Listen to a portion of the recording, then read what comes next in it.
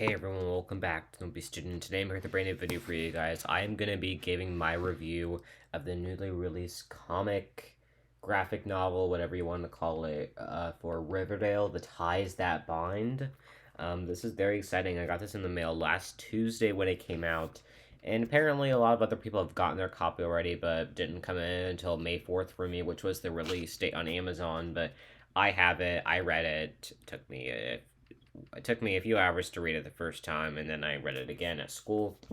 Overall, great book. I enjoyed it. A lot of mystery element, um, some questionable stuff, but overall better than what we would get in a Riverdale episode, in my opinion. It focused more on the relationships, which I liked about it, not just mystery, and how we got more some character development inside of it, and specifically the Cheryl and Veronica story was a lot of fun. So I'm just going to go ahead and read the back little summary, and then I'll talk about each part of this. Here we go. Riverdale, The Ties That Bind. The first ever Riverdale original graphic novel features the world of the CW's hit TV series.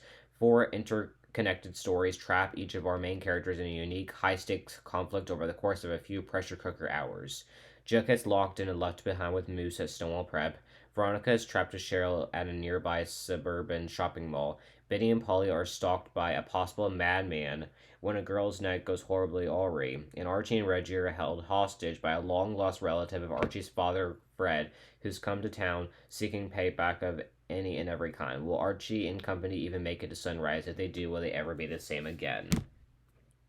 So, this takes place at the beginning of season 4, so obviously, besides the Stonewall Prep stuff, and it's totally separate story. And I think what works great about this book, and what works great about all the other ones that we've gone to these, because I do have a few others. I'll link my Riverdale comic book collection down below because I have two of them. I had one back in August, and then I had an update one in November, but I'm pretty sure I have some of these in those videos. But what I like about these is that it tells behind the scenes stories, and I think it helps fill in the gaps not only in the TV show but in our characters' lives. For instance, Veronica and Reggie had a story together. Archie and Josie had a story together. So it gives us like those like things like interesting moments between these characters that we didn't even get in the show because of the writing, which that's for a different video, which I might actually do in the future. Maybe once the show ends, I can do a really deep dive into the writing because I actually want to do that. So, overall, fun book. I'm gonna go ahead and think. I was curious. Should I just give my overall thoughts on how the book was made and a little bit of each of the stories, or should I just cover the stories? And I thought I would do a mixture of each. So let's start out with the whole Jughead mystery, because pretty much Jughead and Moose get locked in the library. And Moose isn't doing so well either, which is kind of what we got at the beginning of season 4, because then Moose disappeared and we don't know where he's at. And Jughead finds and this is shown a lot, it kind of like ties into other mysteries. It's like this, okay, let's see if I can get on here. See that right there? Like a blue. I don't know even know what's supposed to be, but it's kind of like this mystery as to, and we get this Ivan Nikki kind of thing.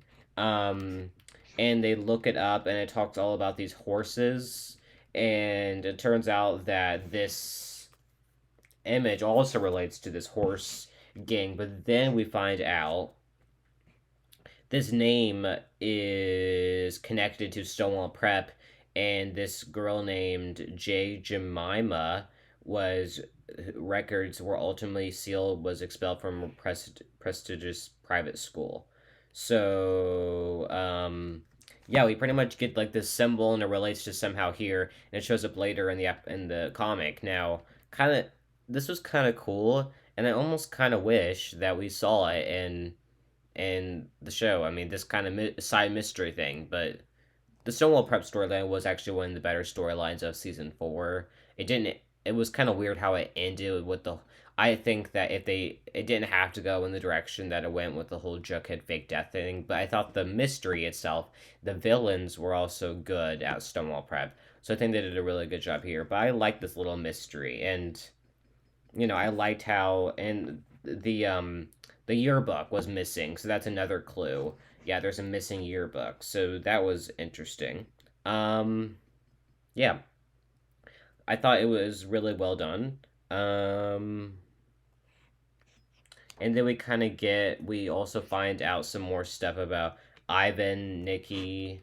So yeah, I think they did a good job in making it a little bit more relatable and making the story focus on a girl who was having troubles.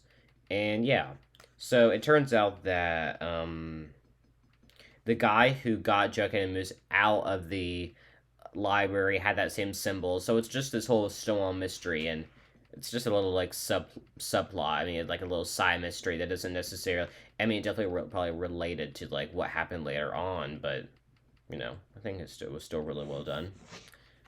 I enjoyed the little mystery. Kind of wish we got more, but we kind of move on to Betty and Polly, and now Polly's out of the. She's at this like place where she's getting help, and now they're going home for a night because she got off because she got good.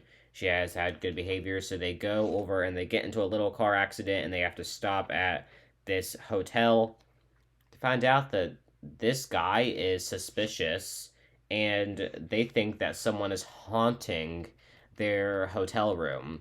So they go outside, and Betty has to like fight action with everything, and she has to fight some guys. So then we find out that we get some bats in here. So I think what I mainly took away from this is that Betty was trying to protect her sister. I think that was the main point here. And this was kind of like strange because I don't know. I feel like it's so Riverdale-ish to have like the bats and like these like people like intruding. I mean, obviously they're connected to Polly because in the show Polly is very she has a lot of weird connections, if I do say so the least. So Polly apparently knew this guy from the hotel owner. So that's they're coming after her from something that happened in the past is what I took away from this, but we don't know. All we know is that the person from the end, the Shady Grove, um, which is where Polly is at, they get a call, and it turns out that the person who runs Shady Grove has that squirrely, well, not squirrely, there's like the swirly thing on them right here that was in the whole Jughead mystery. So again, it's all intertwining together. Okay, so then moving on to Archie and Reggie, and they're trapped, pretty much, you can say so the least. And it's all because of their rivalry and a new coach that came to town called Coach Meeks. Because Clayton's out of town for a family issue, and it's all about Archie and Reggie's rivalry, I think, in here. Now, of course, they've, Archie and Reggie, their rivalry is something else. And to this point in Riverdale, at the latest point by the season 5 mid-season finale, they're not at a good place right now, especially because Archie punched Reggie and the time jump. So, well, after the time jump. And that's not good. But what really showed here is that they've been through so much, and they don't want to go back to the same rivalry. Now, this coach, by kind of locking them in somewhere to try to find the clues that one of them has to sacrifice the other, and who's going to show bravery, one's going to have to take victory over the other, shows how their relationship used to be all the way back in season 1 with old Reggie. Things were a lot different back then because they had like more of a football rivalry, but now they're I mean they've really like improved as characters. They've had a lot of character development. I think that's pretty cool. I think I don't necessarily agree with what Coach Meeks did because I don't know, but I think Archie and Reggie are a very interesting team up, and I wish we got that in the show more. Maybe they'll, start to team up more, but I think it really shows that they have to sacrifice one of them.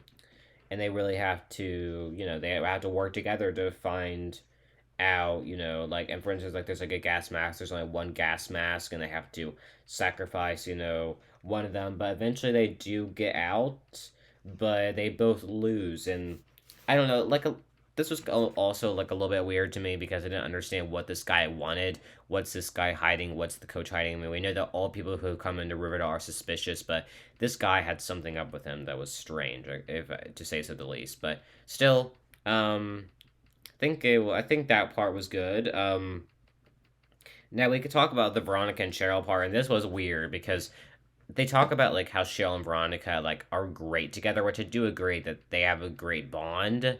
I mean, I think that their attitudes work perfectly together. But the only problem I see with this is that it's weird how they incorporated vampires slash zombies into a mall storyline. You would think those would never go together because they are trying to find a new distributor for Red Raven Maple Rum, and Veronica has a connection, and they have to they're going to talk to him to see if he can, or someone else around this mall can distribute. And they're going at night. Cheryl says the witching hour, which is a reference to, I think, that we're getting some stuff with Cheryl later on. But then we kind of get like almost like some zombies in the background, like kind of like stalking them. But then they come across CJ, and then turns out that there's some zombies located at the mall. It's really odd.